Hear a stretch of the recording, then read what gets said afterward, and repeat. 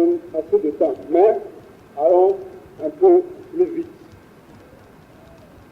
Oui. À partir de votre prochain.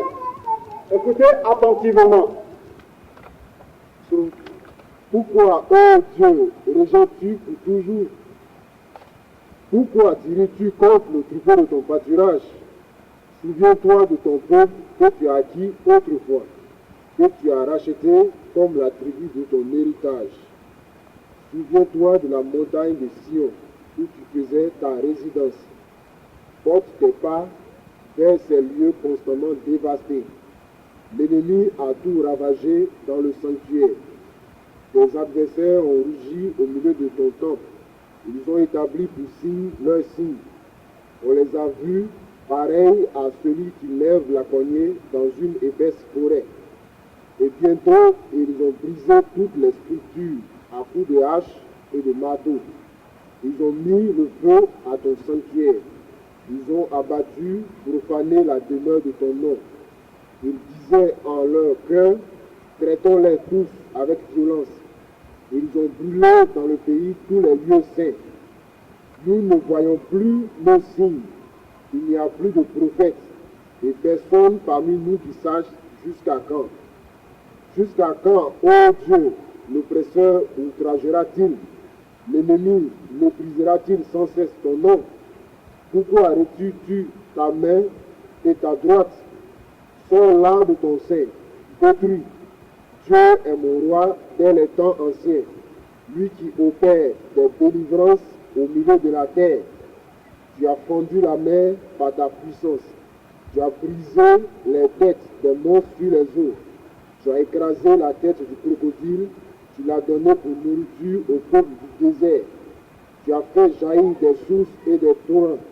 Tu as mis à sec des fleuves qui ne tarissent point. À toi est le jour, à toi est la nuit. Tu as créé la lumière et le soleil. Tu as fixé toutes les limites de la terre et tu as établi l'été et l'hiver. Souviens-toi que l'ennemi outrage l'Éternel et qu'un peuple insensé méprise ton nom. Amen.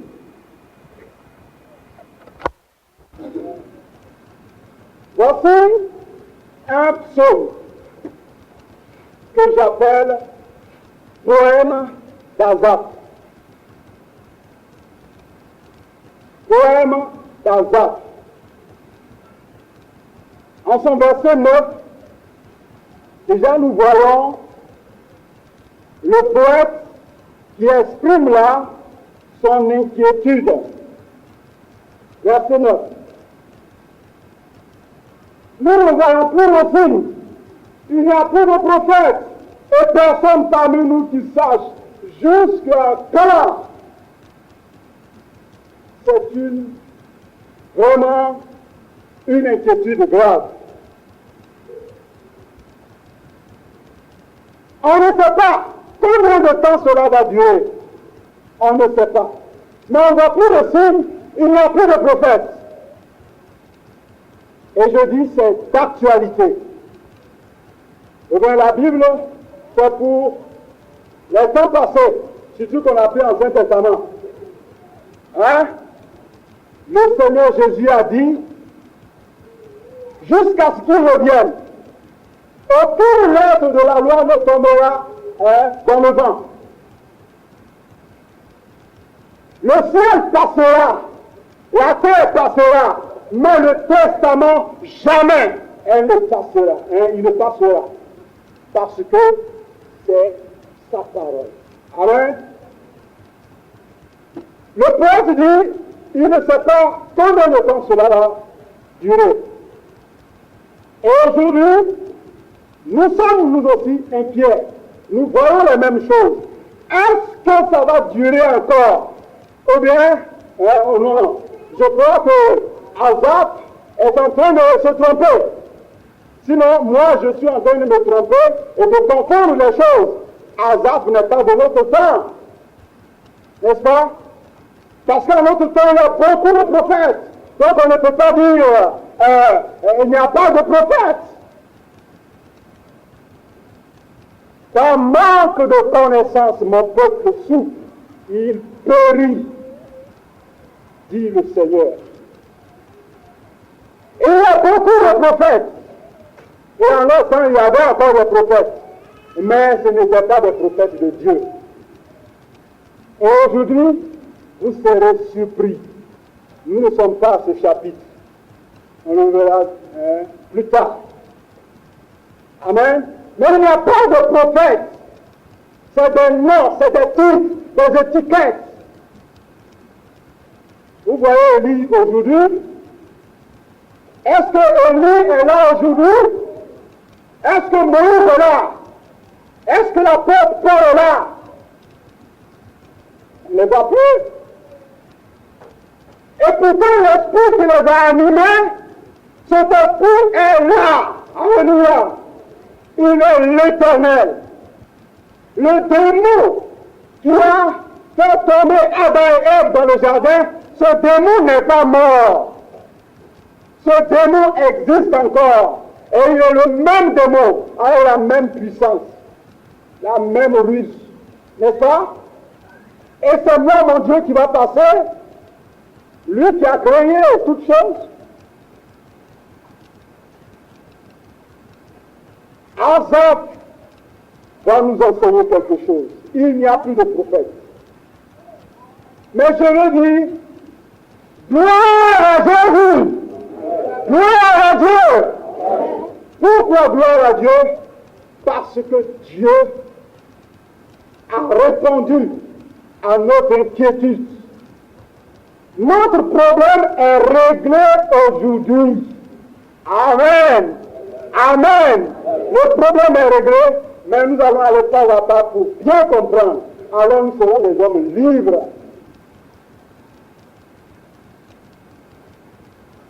Le Seigneur a vraiment tout réglé. Verset 1 à 8.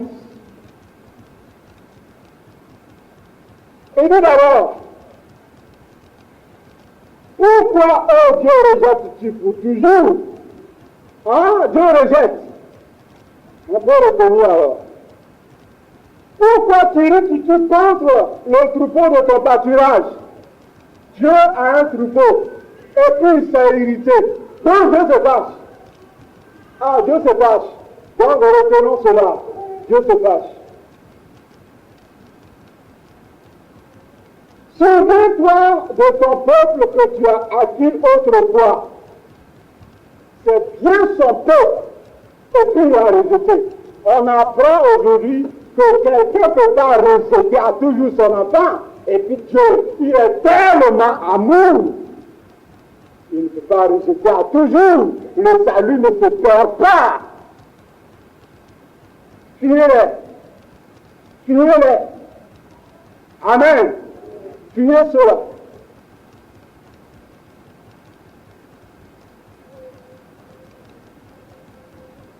Et puis, par la suite, ton peuple que tu as racheté comme la tribu de ton héritage. Mais un héritage ne se perd pas. Ça, c'est le raisonnement de l'homme. Hein. L'héritage se perd. On peut perdre son héritage. Amen. On peut perdre son héritage. Souviens-toi de la montagne de Sion que tu as, où tu faisais ta résidence. Ça nous parle de la résidence de Dieu. Vous dites que Dieu réside ici. Dieu réside ici. Il ne peut pas déménager. On ne peut pas le chasser de la maison. Dieu paye toujours. Dieu est où? Dieu a une résidence ici sur la terre. Ok, on verra. Voilà donc l'inquiétude d'Asaph. Je ne vais pas aller dans les détails de ce passage, mais j'ai voulu qu'on ait un aperçu